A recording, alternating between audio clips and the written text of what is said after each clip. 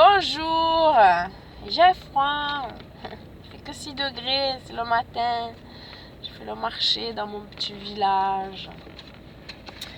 Alors je continue la lecture du jour, c'est dans Jacques chapitre 1, la fin, verset 26, jusqu'au chapitre 2, verset 18. Le thème c'est si l'on reçoit la grâce de Dieu sans la partager avec les autres, cela prouve que notre foi n'est pas sincère. Ça, c'est vrai, véridique. Amen, un grand amen. Eh oui, quand on dit on garde pour moi. J'ai la foi, mais je garde pour moi. C'est pas la vraie foi. La vraie foi, tu peux pas la garder pour toi. Ça, c'est clair et net.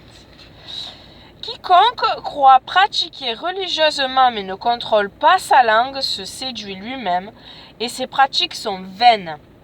La pratique religieuse que Dieu le Père considère comme pure et sans tache consiste à se soucier de l'orphelin et de la veuve dans leur détresse et à se garder d'être contaminé par le monde. Amen. Chapitre 2.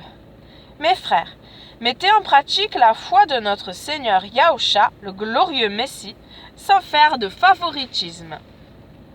Supposez qu'un homme entre dans votre synagogue portant des bagues en or et des habits de luxe, et qu'il entre aussi un pauvre vêtu de haillons. Si vous montrez plus de respect envers l'homme qui porte les habits de luxe en lui disant « Assieds-toi ici, c'est une bonne place », alors qu'au pauvre vous lui dites « Toi, tiens-toi là debout » ou bien « Assieds-toi sur le sol à mes pieds », ne faites-vous pas alors en vous-même une discrimination et ne devenez-vous pas des juges avec de mauvais motifs? Certainement. Écoutez mes frères bien-aimés, Dieu n'a-t-il pas choisi les pauvres de ce monde, pour qu'ils soient riches dans la foi et pour recevoir le royaume qu'il a promis à ceux qui l'aiment? Oui! Mais vous méprisez les pauvres. Est-ce que ce ne sont pas les riches qui vous oppriment et qui vous traînent devant les tribunaux? Si. Est-ce que ce ne sont pas eux qui insultent le beau nom de celui à qui vous appartenez? Si vous atteignez réellement le but de la Torah... Pourquoi ça sonne? Je ne sais pas ce qui se passe sur le bac que ça sonne. Si vous atteignez réellement le but de la Torah royale, en conformité avec le passage suivant, aime ton prochain comme toi-même, vous faites bien. Mais si vous faites du favoritisme, vous commettez un péché puisque la Torah vous déclare coupable comme transgresseur. Je vais mettre la pause. Je vais sortir du bac. Car quiconque observe toute la Torah mais trébuche sur un seul point est rendu coupable de les avoir tous transgressés. Car celui qui a dit ne commet pas l'adultère a dit aussi ne commet pas de meurtre. Donc si vous n'avez pas commis l'adultère mais que vous commettez un meurtre, vous êtes devenu transgresseur de la Torah. Continuez donc à parler et à agir comme des gens qui doivent être jugés par une Torah qui procure la liberté.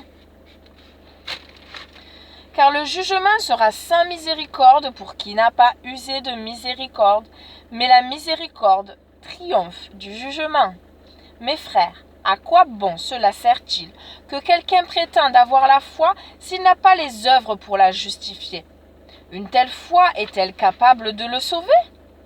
Supposez qu'un frère ou une sœur se retrouve sans habit ni nourriture quotidienne, et que quelqu'un leur dise « Shalom, chauffez-vous et mangez copieusement », sans leur donner ce qui est nécessaire. À quoi cela sert-il? À rien. Ainsi en est-il de la foi. Si elle n'est pas accompagnée d'œuvres, elle est morte.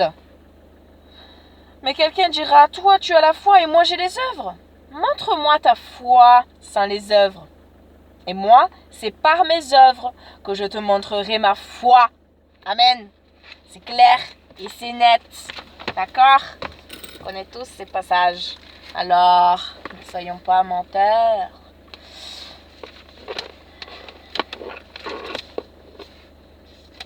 Alors, la question de méditation, l'amour que Dieu m'a témoigné, se reflète-t-il dans mes relations avec les autres?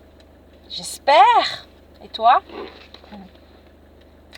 Ai-je vraiment reçu son amour et lui ai-je vraiment donné ma vie? Oui! Et toi? Si tu parles pas de ta foi, non. C'est pas possible. Tu te mens à toi-même. C'est pas possible. Si tu es dans le genre, tu dis non, mais la foi, ça se garde pour soi, c'est personnel. Non. Ben non. Ben non, alors c'est pas la vraie foi. Non, change. Change. Change. Change. Change-moi, Seigneur, et purifie-moi. Change mon cœur, Seigneur, en moi comme toi. Yahusha, tu es le potier, je suis l'argile. Brise-moi, façonne-moi, oui c'est mon désir. Amen. Merci Seigneur pour la nouvelle journée de vie que tu nous as accordée encore ce matin. Toi qui fais qu'on s'est réveillé, qu'on a encore ce cœur qui bat, l'air qu'on respire, le soleil qui se lève.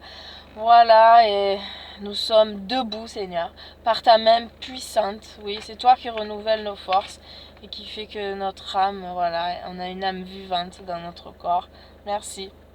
Merci pour ta présence, par ton esprit, ton souffle saint, sacré, alléluia.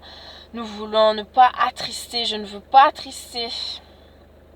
Je ne veux pas t'attrister, je ne veux pas attrister le souffle sacré que tu chéris en moi jalousement. Mais non, je veux travailler avec crainte et tremblement pour ce salut que tu m'as offert gratuitement en donnant ton Fils unique.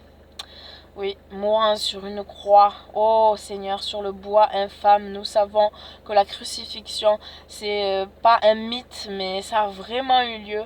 Et voilà, ce sang qui a coulé, ce sang de celui qui est seul bon, seul parfait sur cette terre, alléluia, il n'y a jamais aucun autre nom qui a été donné sur cette terre pour que les hommes soient sauvés.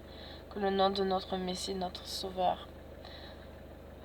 Yahusha. Alléluia. Merci Seigneur, nous avoir donné ton Fils unique. Ta vie, toute ta vie. Merci Seigneur, oui. Car il n'y a pas de plus grand amour que de donner sa vie. Pour ses amis, tu l'as fait. Et comme je répète souvent, oui, à peine mourrait-on pour un juste.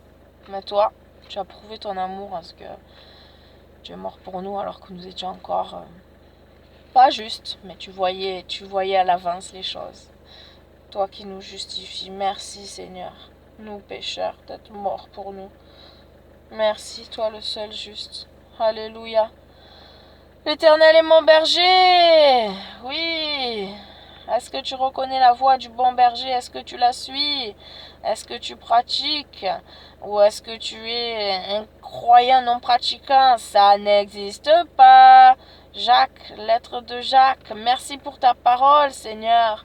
Que ta parole nous sanctifie, que nous nous hâtions de la mettre en pratique, que nous ne soyons pas bornés juste à l'écouter, à l'oublier aussitôt, non, qu'on se hâte de faire ce qui te plaît, Seigneur. Merci de nous donner ce vouloir et ce faire. Merci pour ta fidélité. Merci pour ta compassion, ton amour qui est si grand.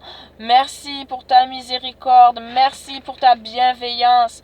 Aide-nous, Seigneur, façonne-nous, change nos cœurs, purifie nos cœurs et nos pensées, que nous puissions te ressembler chaque jour un peu plus, aujourd'hui mieux qu'hier et demain mieux qu'aujourd'hui, aller de l'avant, toujours plus haut, toujours plus près de ton cœur.